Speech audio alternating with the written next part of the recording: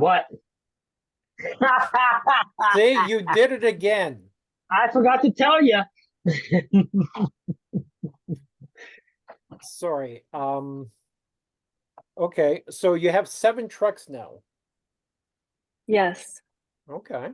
So you must be doing well. You went from 2 trucks to 7 trucks. It's not easy to buy a truck. Okay. So it sounds like you're reinvesting back in your business, Mm-hmm. right? But while you're reinvesting back in your business, you should also be growing your client base, right? We worked with a client a couple of months ago where they had a lot of trailers, very specialty trailers. I don't know if this is you or not, if you have unique trailers. So we started thinking, we put our thinking caps on and say, okay, who else can use these specialty trailers? Then we started reaching out to modular home builders who need these big, wider trailers, right? So we created different income streams for trailers we already invested in.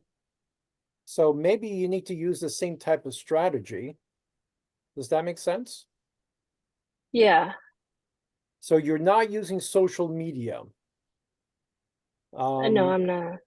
Uh, I don't have Facebook or Instagram.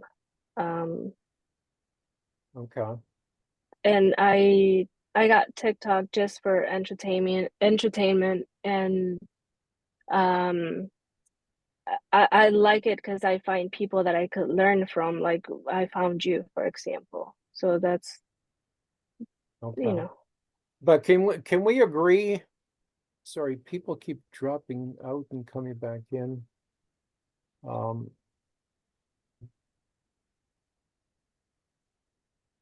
sorry, but can we agree if you found me, you can find other clients who need your services, right. right? For example, one of my videos has 9 million views, right? So if you created content, or maybe not you personally, but someone within your company, your sister, your brother, your daughter, your neighbor, somebody created content that appealed to, trucking companies or businesses that could use your services, and you got in front of 9 million future potential clients, could we put some of these trailers, to work, right? Yeah. Um, Currently the problem that I'm having is the drivers. They come and go. Right. They come and So go. Why though? Can someone help with that? Why would a driver come and go? Well, could be just the environment that they're working in, Or maybe they don't see a way to pay their mortgage, right? That's part of or the a way to environment. advance, Yeah, or a way to move up in the company or advance in the company if they have that mindset or right. anything like that. So, People never run away from great opportunities, right? People never run away from great opportunities. So let's design a great opportunity to attract clients, so to attract truck drivers, so you have a waiting list of truck drivers who want to work for you. Does that make sense?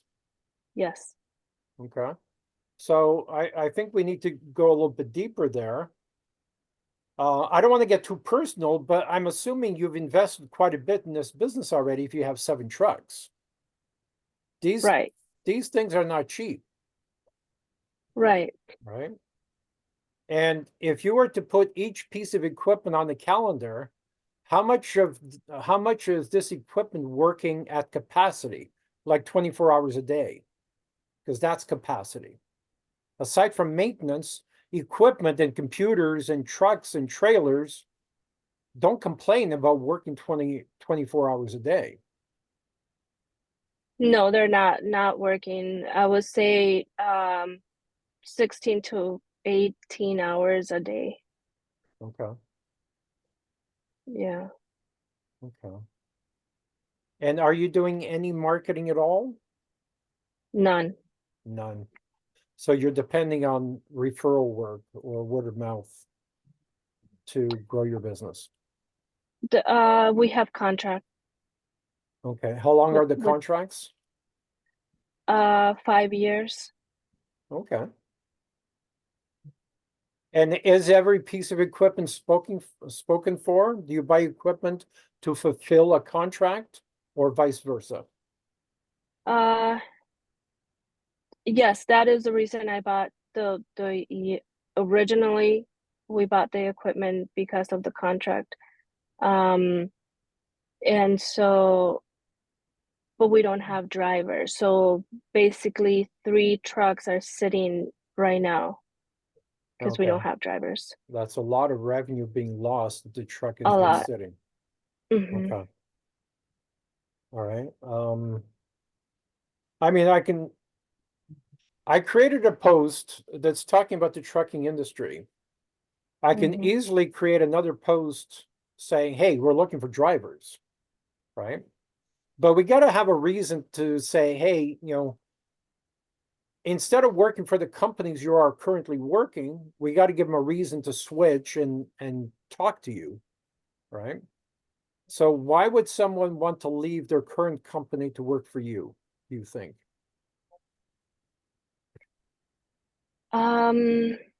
So we do we do 50-50 with the driver. Oh, that's fairly unique in the trucking industry, isn't it? Yes. The reason we don't pay per hour, it's because uh there's there's appointments in this, so you have to make your appointment on time. And when we started, I was paying per hour and the drivers were not on time to their appointments, and they're taking 2 hours to maybe have lunch, or they're stopping. I don't know. Right. So they're not motivated to do a good job. Right. Okay. All right. So these are short haul moves, short haul trucks. Right. Okay. All right. Um, we should talk tomorrow to come up Okay. with a strategy because you need to get these trucks moving. You have my Right. calendar link, so click on it. Let's have a conversation. Who else would like to introduce themselves? Anyone else? I'm Nicole. I'm from Indiana. I'm also an accountant. I started my own bookkeeping business um, late last year. I have a few clients. I do have social media, but I feel like my downfall is having the confidence that I know what I'm doing. I mean, I've done accounting forever, and I think bookkeeping is so much easier. And I've had a few people interested, but when it comes down to pulling the trigger and like seeking out more clients, I'm kind of hesitant. It doesn't help that I'm also full-time employed. But that's kind of where I'm at. Okay. Um, and do you have a family? Do you have kids? How much time do you have I available for your part-time business? um well, not a lot. I actually was let go from a corporate job, a corporate accounting job. They did some cuts. So I was home for a bit, and that's what made me decide I wanted to do bookkeeping. It wasn't profitable enough for me, because I have kids that are in high school. And so I was like, well, I'm going to go back into the corporate world and somehow balance both. I'm balancing both, but I'm scared with capacity. I mean, obviously, my 9 to 5 is pulling me from 9 to 5. And I don't want my clients that I currently have to feel any of that. So I'm kind of afraid to take on more. But I've listened to your videos about, making mine unique and, not just being someone who prepares them for their taxes, but to show them where they can make money. And so that's why I'm here. Okay, great, awesome. So you have no employees yourself? Yeah, Correct. I just do all this stuff now. Yep. okay. So I'm kind of concerned you're turning your business into a job. Um, maybe I can help you there.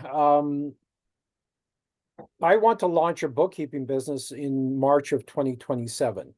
And any clients that come in, they go directly to our subcontractor. So maybe we need to have a conversation there. So either use the subcontractor and make 30% on whatever business you bring in. Then at some point when you say, okay, I'm gonna launch my business in 5 months, then grab these clients back at that date with your own team. But when you launch the team, when you launch your business, you launch with 5 or 10 employees. Then when you start selling these contracts to start at this particular date, you already have a team to start. Does that make sense? Yep. Okay. So, I mean, we can talk more detail about that strategy, but you know, I would like to see you quit your full-time job when you double your salary from your part-time business. That's generally the strategy. And by the time that happens, you've already tested the sales system, the marketing system, and everything else. And when you doubled your salary, you know, it's been a year or so, or 2 years, and you're pretty comfortable with the income stream. It's, you know, it's consistent, and you know, you've already tested it. Does that make sense? Yep. Okay. All right. Is there anybody else that would like to introduce themselves? Okay. Hello, can you hear me? Yes. Yeah. All right, how's everybody doing? My name is Jeremy. I live in Houston, Texas. 20-year retired vet. Me and my wife just recently relocated back here to be back with family. Currently, both of us are working for the government, but we want to get out of the W-2 business. Again, we both were in the military for 20 years, and I'm more stressed out now working back for the government than I was while I served. So was looking at some options here in Houston. As everyone knows, a very, very large metropolitan area. One of the business ventures that I was looking into was executive transportation, due to all of the Fortune 500 companies down here. Saw one of your videos and said probably not the best idea. You know, mine is open to a lot of things. We're looking at some, you know, doing some real estate investing on the side as well, but you know, trying to figure out what should we do in a you know, highly populated area like this, to kind of help us moving forward. So saw your videos, they're great. So I said, let me join the call and see what's going on. Okay. Well, thanks for joining, Jeremy. I'm going to quickly, everyone has already started, you know, comparing 10 different businesses, or some of the people have. So you and I can have a conversation tomorrow. I'll show you the spreadsheet, or maybe I'll go quickly over it today if we have time, to compare 10 different businesses together. Because what I find most people do is they get an idea.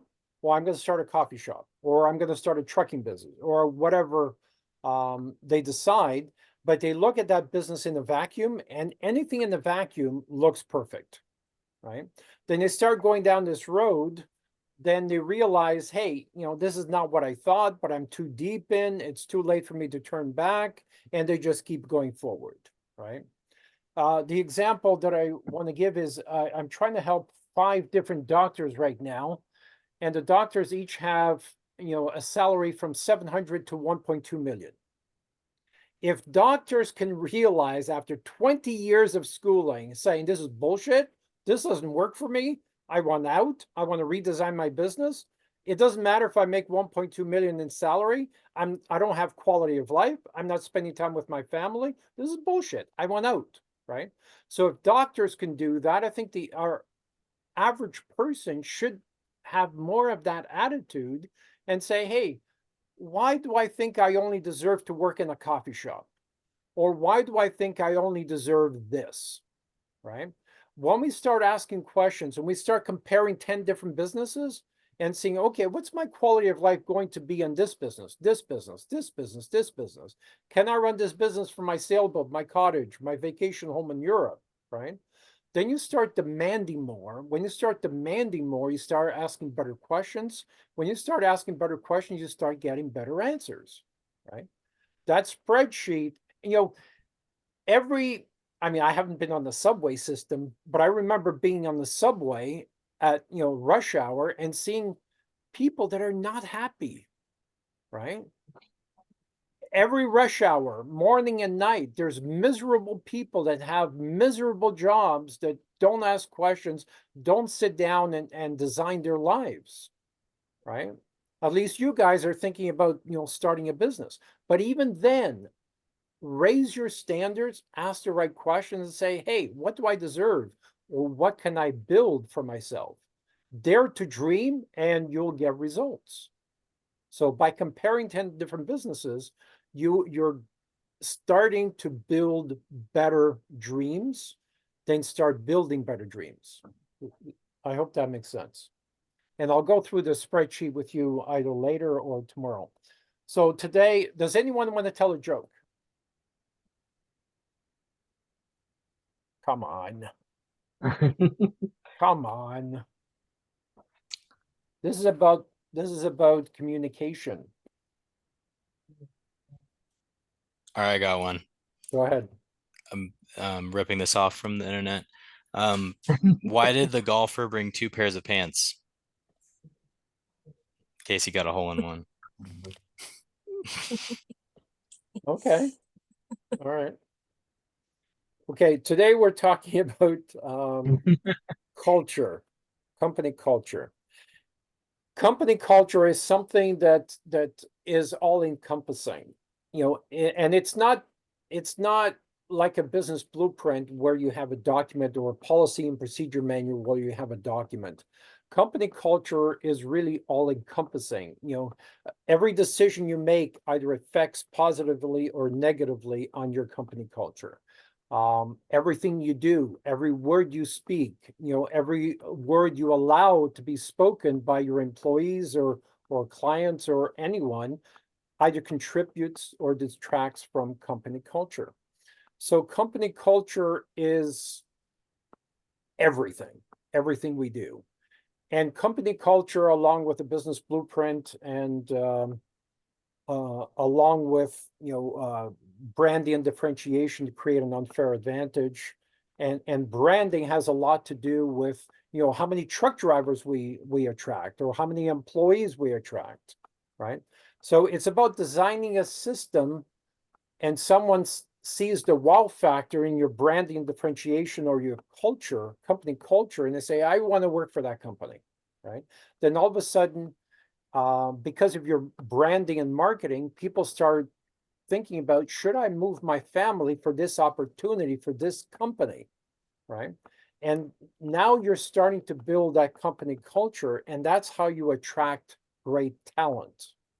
So company culture,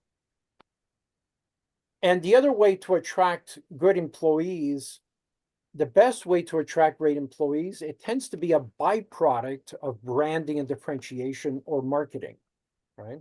People see the wow factor in your branding or your business blueprint and say, well, that sounds like a fast growing company. I'm going to investigate that. Maybe that's the type of company that I want to work for, right? And people are attracted to opportunity because there isn't a lot of opportunity available out there. Okay, so everything we do either contributes or detracts from company culture. Okay, so your policy and procedure manual creates company culture. Your posts on social media contribute to company culture. Everything contributes to company culture. We have a program, we call it Never Eat Lunch Alone program, where the business owner, the executives, purposely reach out to a frontline employee and take him to lunch, right? To get to know people on an intimate level. And of course, it's a tax write-off, but the employees think, hey, why am I getting special treatment, right? But when you really care about employees, when you really talk to them and say, hey, have you thought about, joining our fast track to management program? Have you thought about, our program for sales? Have you thought about getting into sales? Have you thought about, bringing a crew chief? Have you thought about different things? And when you start talking to them and say, hey, I see you and I see your opportunity and your contributions that you bring to our company. And, you know, I want to help you grow within our company, right? And when you invite your employees to be part of everything, like, to give you an example, the first item on the job description should be whatever it takes to make this company more profitable, to help you make sure you pay your mortgage next month. So that should be the first line item on every job description. Whatever it takes to make this company more profitable so you can pay your mortgage next month, right? Because now they can't say, well, that's not what I do. That's not part of my description. You know, that's, you know, I don't do that, right? Everybody does that. The janitor does that. The truck driver does that. You know, everyone does that, right? Everyone is part of the company culture. So I want to talk about a real case study. I was in a meeting with a business owner, and this was we've been in this meeting for a while, and we're talking strategy and so on. All of a sudden, we hear a huge commotion. And to give you a layout, this was an industrial building. There was the front office, but the owner decides to build an office or a mezzanine office in the boardroom at the back. I guess because he wanted to be away from the front office or whatever it was. And so we're in the meeting at the back office on the second level. We hear this commotion, yelling and screaming and door slamming. And I said, what's going on? I said, excuse me. And I ran down because people were yelling. Okay, so I ran to the front, and I'm passing some employees in the warehouse area. And I said, what's going on? And he goes, well, he just punched someone. And I said, what?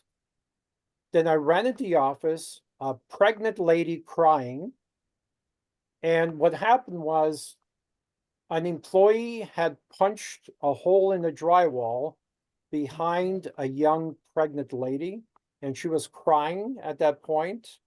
And the other ladies in the office, they were all crying. Everybody was hysterical. And I said, what happened? At first I thought, you know, we were being robbed or something. Like, what happened here, right? Did someone call the police? Was my first instinct, right? So you take it from here. You are the one who stepped into the office. How would you deal with that situation? Anyone? I'd try to find out what set him off.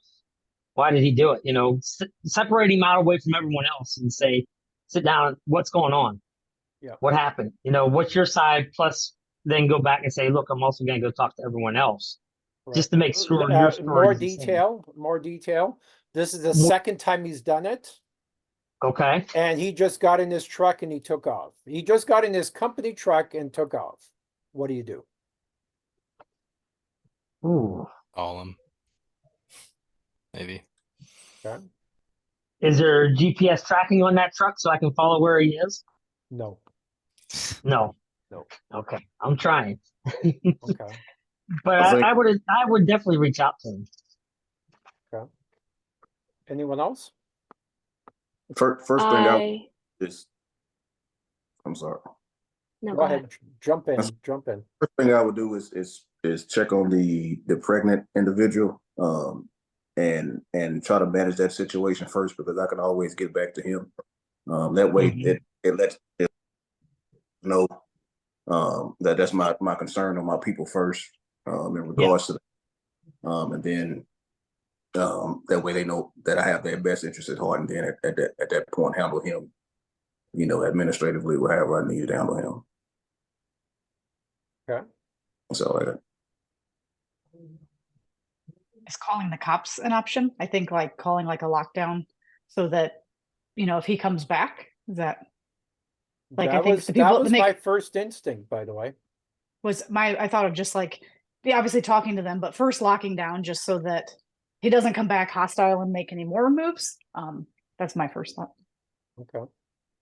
All right. Anyone else? First impression and second impressions after. Let's go with first impressions. First instincts. What are your first instincts? There's people crying. Now place yourself, this really happened. Place yourself in this office. Now, my first instinct was people are going to look to me for leadership. Okay. I got to act decisively. And just because that was my instinct, it doesn't mean it has to be yours. So what are your thoughts? People are crying, people are yelling. This is the second time this happened, and he just screeched away. What do you do?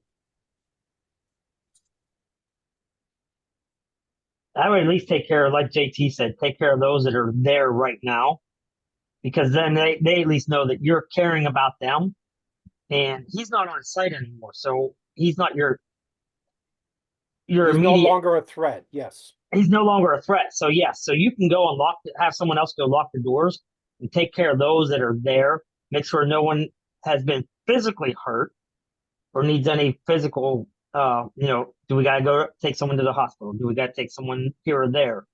What can we do to take care of them? And then start finding out what's happening there. Okay. So yeah, Rosario, definitely. what are your thoughts? Yes, I have the same thought. Take care of the ones that are in distress first. And I will give the guys some time to cool down and call them later. Okay.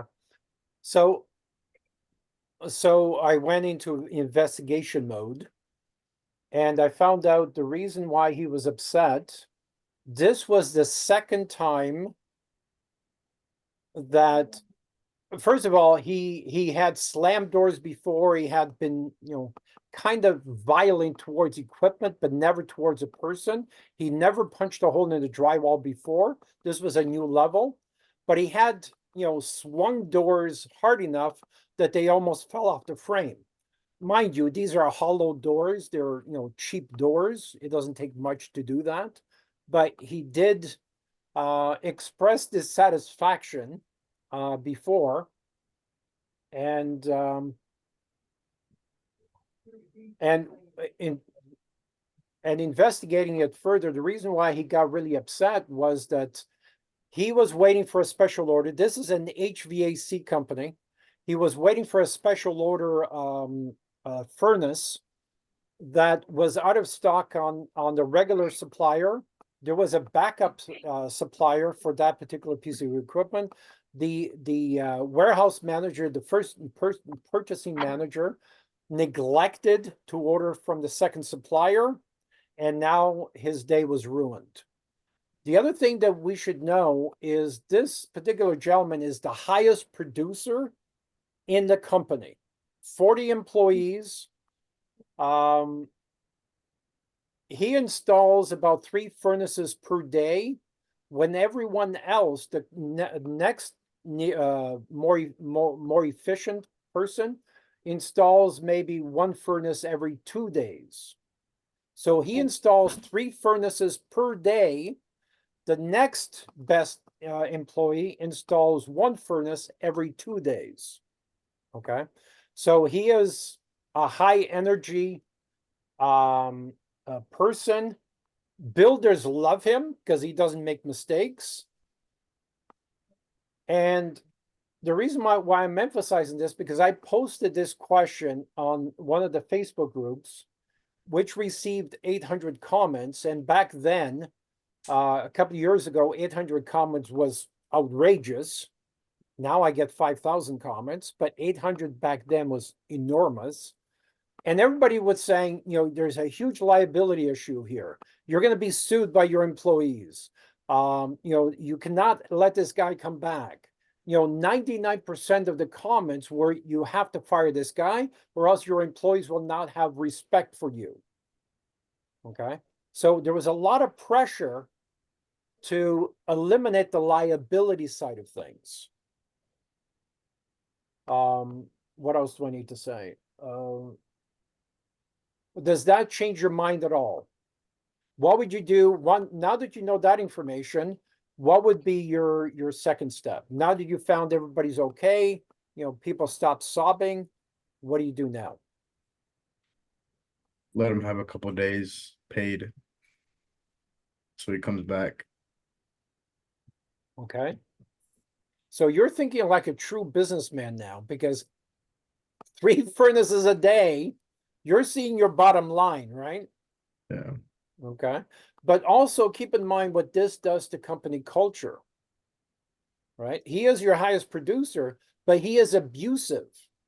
Sometimes getting rid of your abuser, everybody else, keep in mind there's 39 or 40 other employees that might step up their productivity and their morale might go up. So even though you might be losing, if you fired your best producer, everybody else might say, okay, finally the bully's gone. I can feel comfortable. I'm only trying to present other ideas. So Nick, anyone else? Yeah, I just because I agree. I don't think getting rid of them maybe immediately, maybe like a couple more steps need to be taken, or a couple, maybe like 1 or 2 more instances. But I think just having a clear distinction, because I've worked with people like that who are very good performers but have terrible anger issues. And so like really trying to communicate with them the difference between their, like how much you value their performance, but how their behavior is affecting other people. And like maybe it's easier said than done. I'm a lot of business owners on here, but it's like really trying to make it clear that they're valued, but also like just to draw a line between the two. Maybe you can get other people talk about their feelings, I don't know, and then reassure the other people that if they don't go to anger management classes, then they're out or something, or something, just, but really like you know pushing the personality, soft skills, behavior thing onto the person when they are cooled off. And if they don't do it, then they're gone or something. I don't know. Okay, good input. Anyone else? Now, keep in mind, in theory, like there's no pressure right now. We're talking theory, even though this actually happened. But when you're in the situation, when your adrenaline is rushing, it's a different scenario. What you thought you were going to do and what you actually do, like if you were all of a sudden in a bank, there's a bank rob, you think, oh, okay, yeah, no big deal. But it's different. Okay. So try and place yourself in that situation, a live situation. Any other comments? It seems to me that whenever things don't go his way, he gets upset. So his violent behavior is just escalating. I will let him go. He's a Okay. liability. Okay. Yeah, there was a pregnant lady involved, and something bad could have happened to her and the baby. So yeah, I will let him go.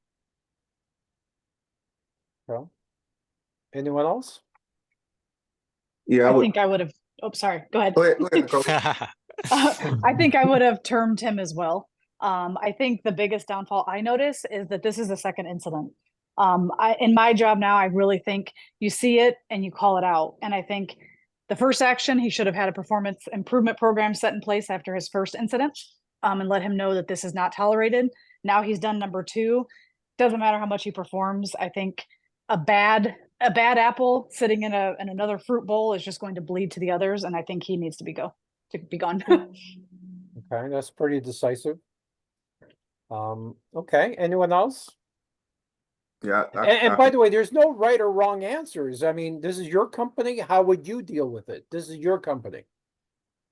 I concur with them both, because if you end up losing 3 other employees off because of his actions, then you've lost more than you would have gained by keeping him. So, I would termination again after a second incident like that.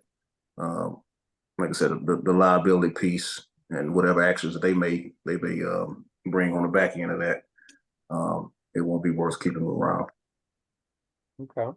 I have one more thought. If there's any way to keep him away from other people, possibly, and just make him more, because he's like that. He's like a, like the idiot savant kind of thing. Like they're just gifted with, their hands, but with people, they just can't do it. So, I mean, obviously, putting pregnant lady in danger is that's pretty hard to come back from. But, if we're solely talking about keeping production and profit up, then I think finding a way to keep them away from other individuals is the best, is a good idea. Yeah. Keep them out of the office. Keep in mind, this is your company, so, and also let me paint a better scenario. They're installing furnaces in vacant houses that are being built. Okay, so generally there's no one else around. They generally he works with his helper, nobody else. And by the way, his helper loved him. The builders love him, literally. So if that helps. Any other comments? I guess I'm like Yes. off now. All right. But I would still keep him. Um uh I would just keep him away from some people. I would like if he's in the field, I would probably just tell him keep him out of the office as much as possible. I'll drop off his check to his house or mail it Yeah. I'll I don't know, figure something out, but I wouldn't drop him. Okay. So we have hit this gentleman being an outburst, but the cause of it has happened twice, the same cause, I believe, which is someone not ordering the unit. So now we got to go look at, say, what's our process for ordering these units? Why are we not getting them on time as well? So that way we can, because even if we let this gentleman go and we get other guys, let's say we have 2 other guys that step up and start installing 2 a day. So now I'm still getting the same amount installed because I've gotten rid of the bad apple. But my guy that's supplying or is supposed to be ordering isn't ordering, then I have the same issue where I don't have the parts on hand or the equipment on hand. So we got to look at that process too. Look at that, improve that process as well. So we got to look at everything as a whole, just not the one gentleman in his outburst, but this outburst happened twice for the same reason. Okay, good point. So solving the root cause of the problem that created the problem, he didn't go around punching holes in drywall, right? He had been Yes. with a company for 3.5 years, 4 years at that point. He was one of the original employees. And maybe that gave him the confidence to think he can get away with shit like that. Yeah. Maybe that was part of the problem because he was an older employee, one of the original employees. And by the way, the company was only 4 years old. Any other comments? And I appreciate you guys being decisive.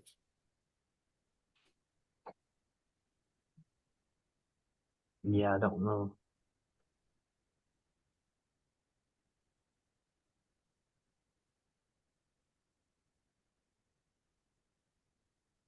What I would like to do is I want to leave that conversation here. I want you guys to think about this because I did have a day or two, and the business owner did have a day or two. And by the way, nobody's asked, how did the business owner react?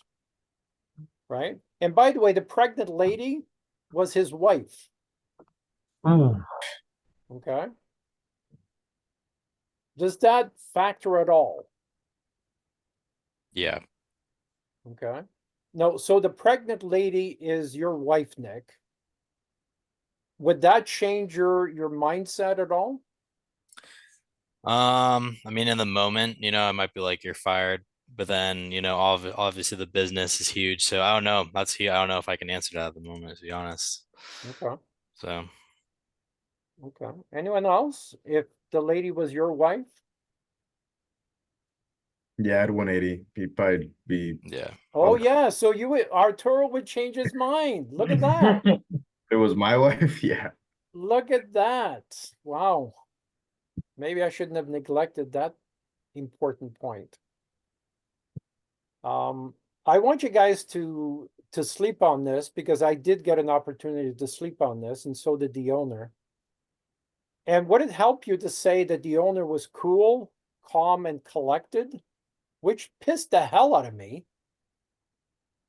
And he stayed in his office while I dealt with this mess at the front office.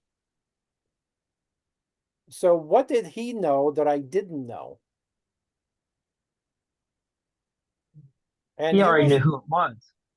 oh yeah. Yeah, he did. He did. Because I had a sneaky feeling that he said it happened before, but I got a sneaky feeling that it happened a few times before. So again, I had no proof at that point until the next morning. So we are at, you did some investigative work. This happened at 7 a.m. I forget what day. I didn't get a chance to talk to him. We didn't reach out to this employee. We didn't call the police that first day. We just wanted to get to the bottom of it to see what was going on. The purchasing manager apologized. We created a better system to make sure, shit like that didn't happen again, because not only are we pissing employee off, we're pissing a client off because we have a scheduled install. He kept all these subs out so we could do our work. Now we're pissing the builder off. So, there's some problems here. Yeah. I have a few more questions about like the nature of the incident, like the severity. Like, was it like right next to her head or like a little It bit was next to behind her. It was 4 feet behind her. 4 feet behind her? Yeah. So her back was to a wall. Oh, and his fist came through the wall. An exterior wall. Oh, How he didn't hit a framing Stud, member yeah. or whatever, but he went through the hole. Actually, okay, here's another piece. One of the employees, because I questioned a lot of the employees and said, what should we do now? And he goes, don't fix the hole.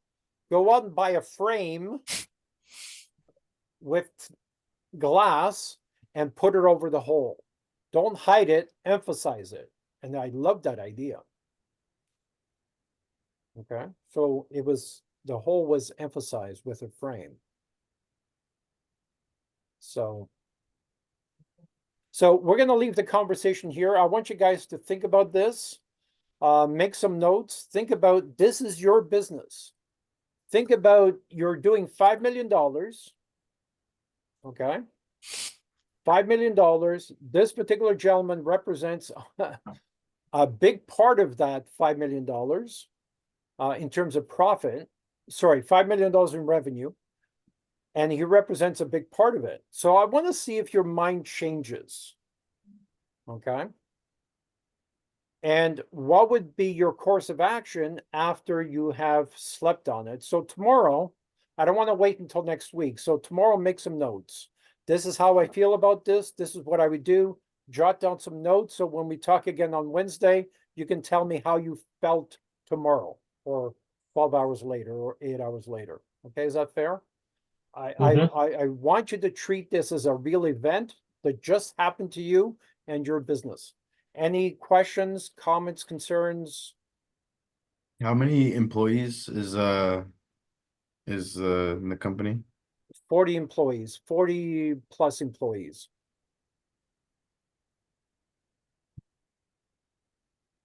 Okay, any other questions?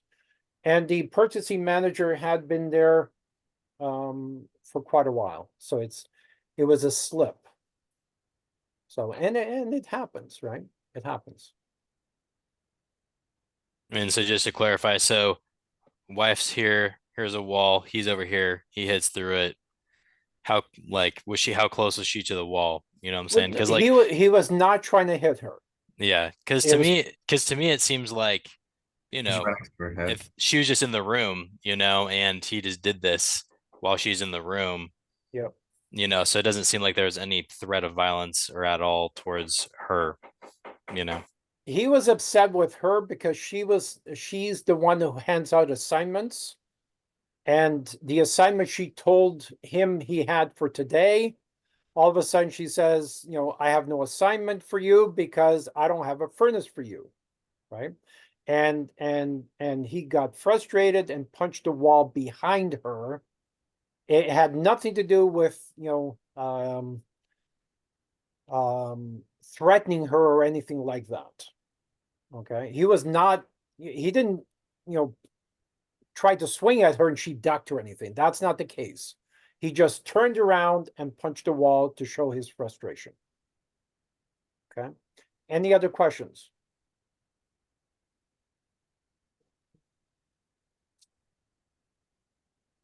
Okay, All right, I gotta go early. I just gotta move my truck, but talk to you. okay. Yeah, All we'll right. see you next Wednesday. Take All care, right, bye. everyone. The ones that I asked to use the calendar, please schedule a meeting. Let's talk tomorrow if possible. All right. Have a great night, everyone. Take care. Okay. Bye.